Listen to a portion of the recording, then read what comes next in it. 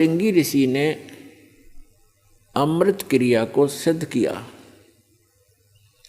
जैसा कि ये संत बताते हैं, ये तो इनको तो कख भी पता नहीं अमृत क्रिया क्या होती है। तालू का जीभ लगा लो ऐसे मोड़ कर, और कहते हैं फिर तालू से अमृत टपकेगा।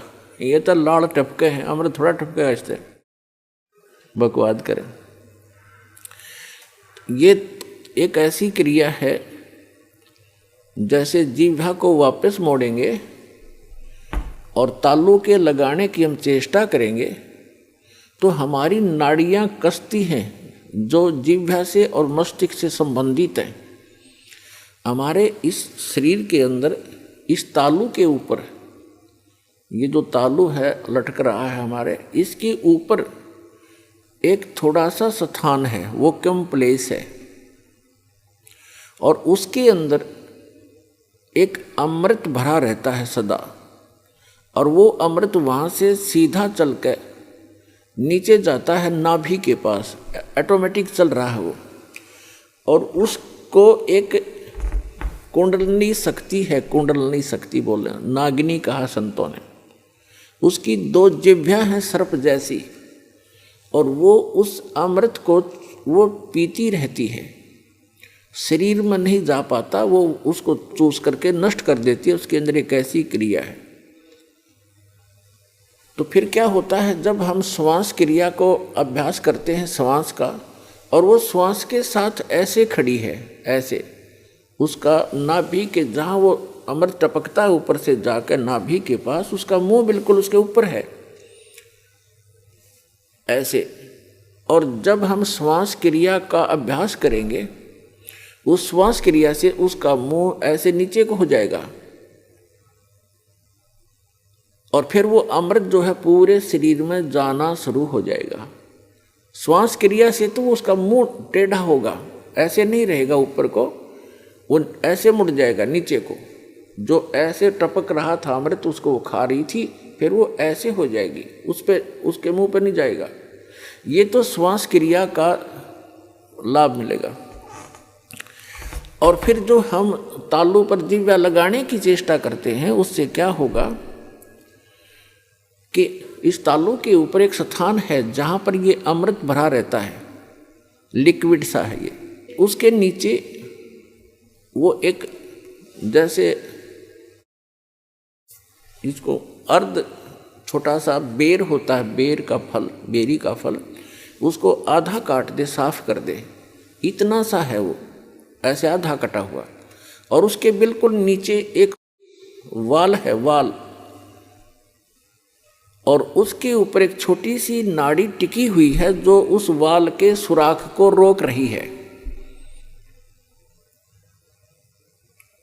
तो उस अभ्यास करने से, जो श्वास क्रिया से, तो नागिनी का फन नीचे को हो जाएगा, और फिर वो नीचे जाना शुरू होगा, और जिस रास्ते से फिर वो जाएगा वो उस नागिनी के हाथ नहीं लगेगा, वो पूरा शरीर में व्याप्त हो जाएगा।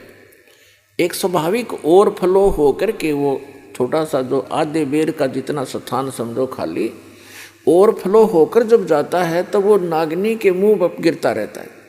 तो अब वो चाहे उस सुराख से जाएगा और चाहे वैसे ऊपर के ओवरफ्लो होकर जाएगा, तो उस कुंडलनी जो नागिनी है उसके नाभि के चारों तरफ, नाभि के पास हमारी सभी पूरे शरीर की नाड़ियाँ इकट्ठी हो जाती हैं।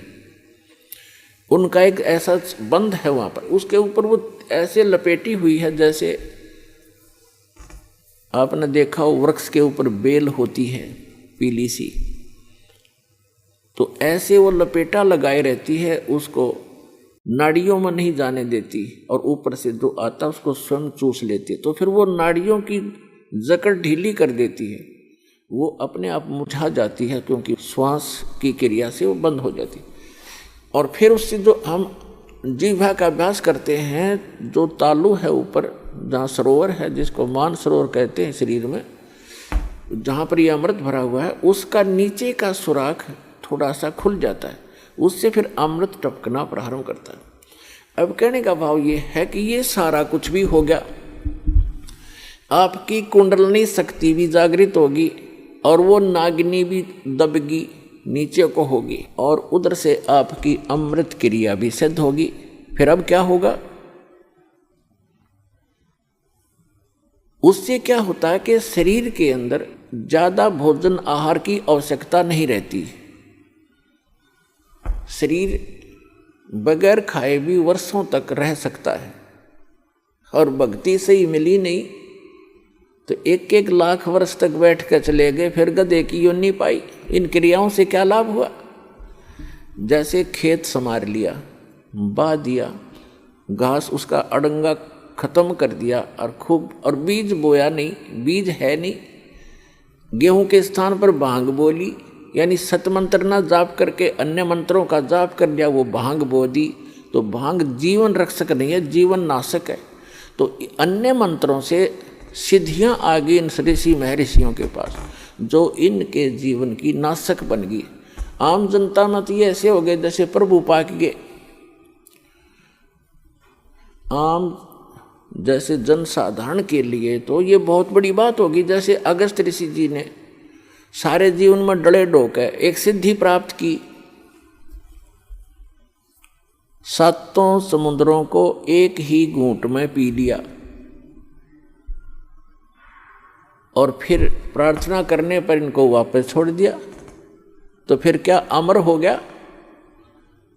आम आदमी के लिए तो बहुत बड़ी पहाड़ है, 1 क्विंटल पानी नहीं पी सकता एक आदमी, तो 10 किलो मुश्किल से पिया जा को घना मर पड़ के, और उसने 7 समुद्रों को पी लिया। तो जनसाधारण के लिए तो भगवान सिद्ध हो गया वो।